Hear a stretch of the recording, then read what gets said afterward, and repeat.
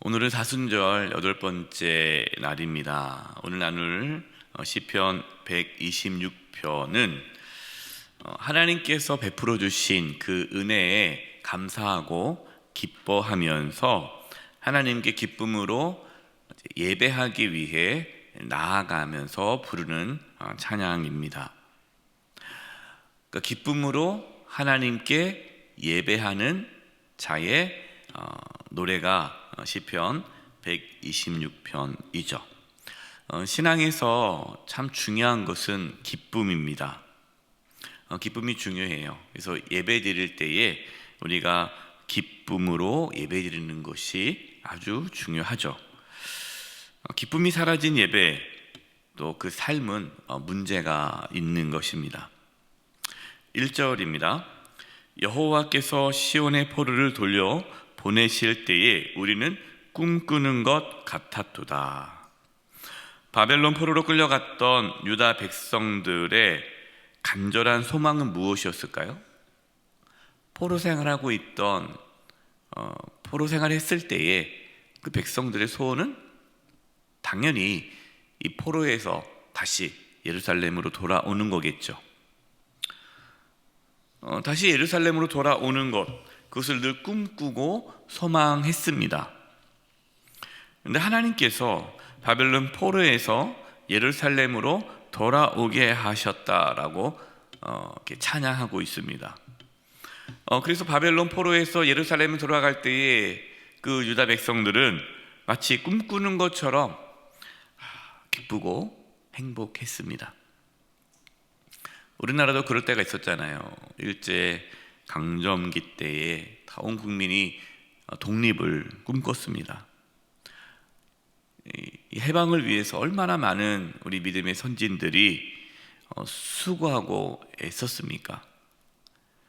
하나님께서 이 나라를 해방시켜 주셨을 때에 온 국민이 얼마나 기뻐했습니까? 이렇게 육신, 포로에서 돌아오는 것도 그렇게 기쁜데, 나라가 독립이 된 것이 그렇게 기쁜데, 육신의 자유함을 얻는 것이 그렇게 기쁜데, 영혼의 자유함을 얻는 것은 얼마나 더 기쁘겠습니까?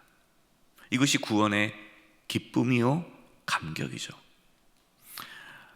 우리는 이 구원의 기쁨과 감격을 얼마나 누리고 있습니까? 이 사순절 기간에 나를 구원해 주신 그 주님의 은혜, 그 십자가의 은혜, 그 하나님의 은혜와 사랑에 기뻐하며 감사하며 하나님께 나아가는 저와 여러분 되기를 바랍니다. 우리가 회복해야 할 것은 이 구원의 기쁨이에요. 이것이 첫사랑이죠. 2절입니다.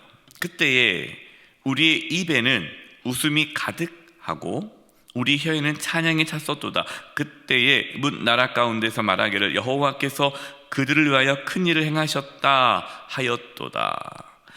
유다 백성들이 다시 예루살렘으로 돌아가는 그때에 입에는 웃음이 가득하였고 혀에는 찬양이 가득했다. 이것이 구원받은 하나님의 자녀의 모습이죠. 그래서 우리 안에 늘 입에 웃음이 가득하고 입에 혀에 또 찬양이 가득할 수 있기를 바랍니다. 시편 기자는 하나님께서 그들을 위하여 큰 일을 행하셨다라고 노래하고 있습니다. 큰 일. 큰 일이 뭡니까? 바벨론 포로 생활하고 있었던 이 유다 백성을 다시 예루살렘으로 돌아오게 된 것이 큰 일이죠.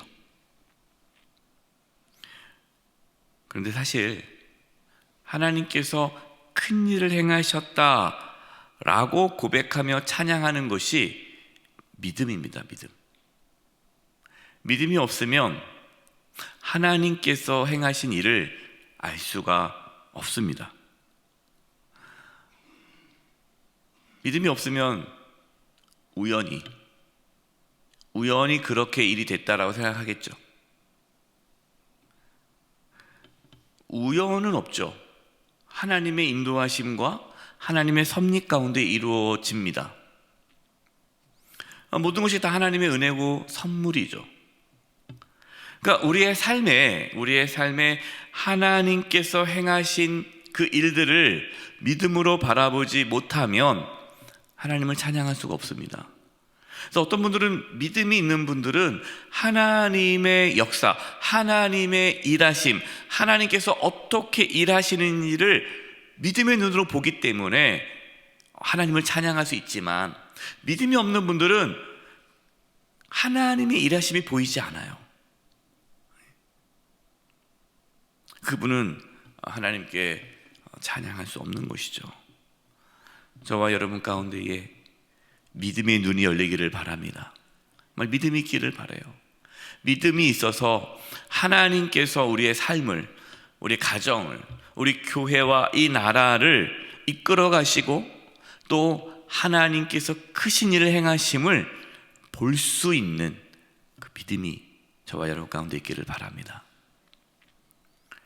그래서 3절에요, 여호와께서 우리를 위하여 큰 일을 행하셨으니 우리는 기쁘도다. 성도님들 중에 그런 분들이 있어요. 하나님께서 기도 도와주셔서 너무너무 감사하다고. 근데 가만히 들으면은 별로 도와준 게 없는 것 같아요. 별로 삶이 나아지지도 않았고, 뭐 대단하게, 우리 그렇잖아요. 뭐 다른 사람한테 뭐 고백할 만큼 뭐 엄청나게 막 세상 사람들 봤을 때 야 대단하다, 이러한 일이 일어나지 않아요. 그런데도 너무너무 감사하다, 하나님께서 행하셨다. 모든 그 환난과 역경과 고난 가운데서 하나님께서 나를 이렇게 지켜주시고 인도해 주시고 보호해 주셨다 하는 고백을 하는 분들이 계세요. 이게 믿음인 거죠. 하나님은 우리를 죄에서 구원해 주실 뿐만 아니라 하나님의 자녀가 되었기 때문에 하나님은 우리를 지켜주시고 돌보아 주십니다. 사망의 음침한 골짜기를 다닐지라도 해를 두려워하지 않을 것은 주께서 나와 함께 하십니다. 이것이 큰 일이죠.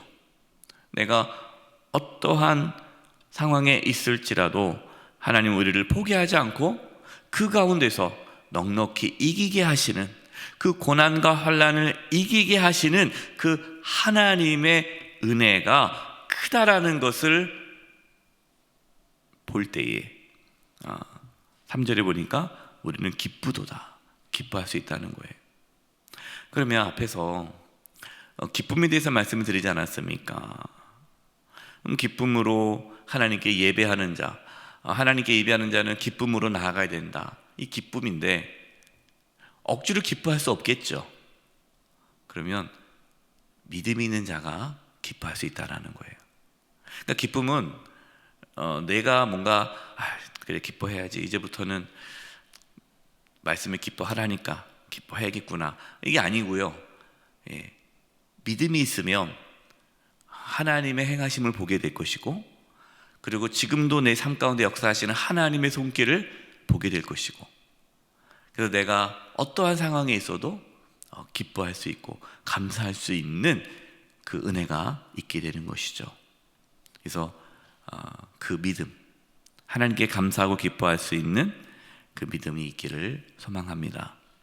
4절 말씀 보면요, 여호와여 우리의 포로를 남방 시내들 같이 돌려 보내소서 노래하고 있습니다. 그러니까 포로 개환이 이루어졌지만 완전히 이루어지지는 않은 거예요. 그래서 온전한 구원이 이루어지기를 기도합니다. 포로 생활하고 있는 남은 유다 백성들이 여기 보니까 남방 시내들 같이 돌려보내달라고 합니다. 남방 시내. 이 남방이라는 곳은요, 남쪽이죠. 남쪽, 예루살렘의 유다의 남쪽인데, 이 남쪽은 네게부 사막 지역입니다. 네게부. 남방은 사막이에요. 이 사막지대는요, 건기와 우기로 나눠집니다. 대부분 이 남방은 건조한 땅이죠. 비가 오지 않습니다. 메마른 땅입니다. 근데 그 메마른 땅에 시내가 흐릅니다. 이것은 하나님의 은혜를 뜻하죠. 그러니까 남방 시내들 같이 돌려보내달라는 것은 그 메마른 그 남방 땅에 시내가 흘러 그 땅이 다시 살아나는 땅처럼 그러한 은혜가 이 땅 가운데 있기를 기도한다는 것입니다. 포로 귀환을 했어요. 포로 귀환을 했지만 여전히 삶은 어렵습니다. 70년 동안 땅이 황폐해졌어요. 다 무너졌어요. 돌아왔지만 그 무너진 그 성읍을 다시 재건을 해야 되지 않습니까? 황폐한 땅을 다시 재건해야 되잖아요. 그 일이 얼마나 힘듭니까? 예루살렘 돌아왔다고 해서 그 땅이 저절로 회복된 것은 아닙니다. 이게 무슨 뜻일까요? 우리가 하나님의 자녀가 되었어요. 우리가 구원을 받았습니다. 예수님 믿고 구원을 받아도 여전히 우리의 삶에는 고난과 고통이 있다라는 거예요. 근데 예수 믿으면 어떠한 고난도 없고 역경도 없고 환난도 없다라는 것이 아니에요. 우리가 하나님의 자녀가 되었지만 우리의 삶은 여전히 어렵고 힘들 수 있다. 더욱이 더 예수님 믿는 것 때문에 더 많은 환난과 박해를 받을 수 있다. 어떻게 해야 될까요? 5절입니다. 눈물을 흘리며 씨를 뿌리는 자는 기쁨으로 거두리로다. 눈물을 흘리며 씨를 뿌려야 한다.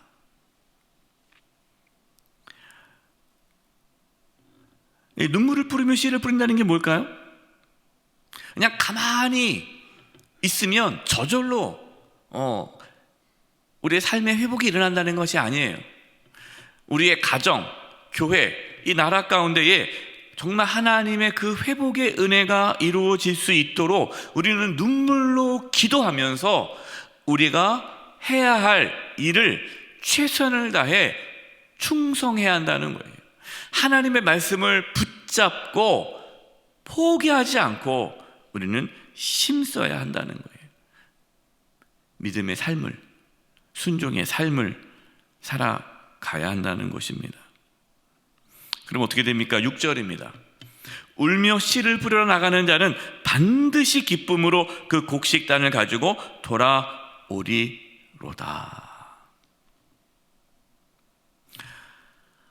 하나님은 울며 씨를 뿌려 나가는 자를 반드시 기쁨으로 곡식단, 열매를 맺게 해 주십니다. 근데 중요한 건 뭐예요? 울며 씨를 뿌려야 돼요. 우리는 울며 씨를 안 뿌리려고 그래요. 씨도 누가 뿌리게 해요? 씨도 하나님이 다 해달라고 그래요.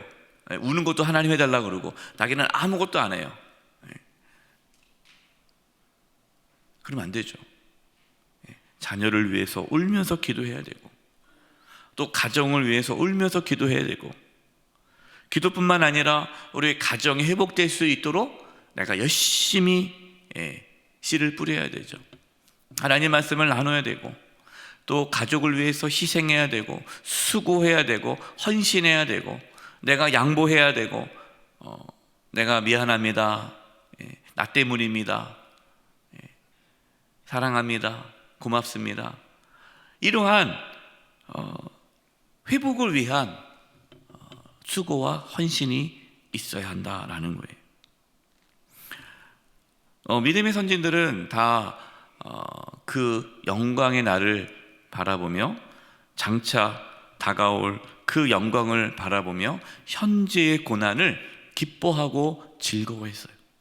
사랑하는 성도 여러분, 우리의 삶에 어떤 어려움이 있습니까? 포기하지 마시고 낙심하지 마시고 눈물로 기도하고 우리의 가정, 교회와 또 나라를 위해 또 회복해야 할 성도님들을 위해 여러분 기도해 주시고 권면해 주시고 말씀을 전해 주시고 함께 계속해서 힘쓰고 애쓸 때 반드시 하나님께서 기쁨으로 열매를 맺게 해주실 것입니다. 이 은혜가 있기를 주님의 이름으로 축원드립니다. 기도하겠습니다. 하나님 아버지, 하나님께서 구원해 주신 그 은혜에 감사하며 기뻐하며 살게 해주시고, 또한 우리가 믿음으로 하나님께서 행하심을 보게 해 주시옵소서. 하나님의 놀라운 은혜가 우리 가운데 있기를 간절히 소망합니다. 우리 사랑하는 성도님들 한 분 한 분 붙잡아 주시고 하나님의 그 인도하심에 따라 울며 씨를 뿌리고 또 기쁨으로 단을 거두는 은혜가 있게 해 주시옵소서. 예수님의 이름으로 기도드립니다. 아멘.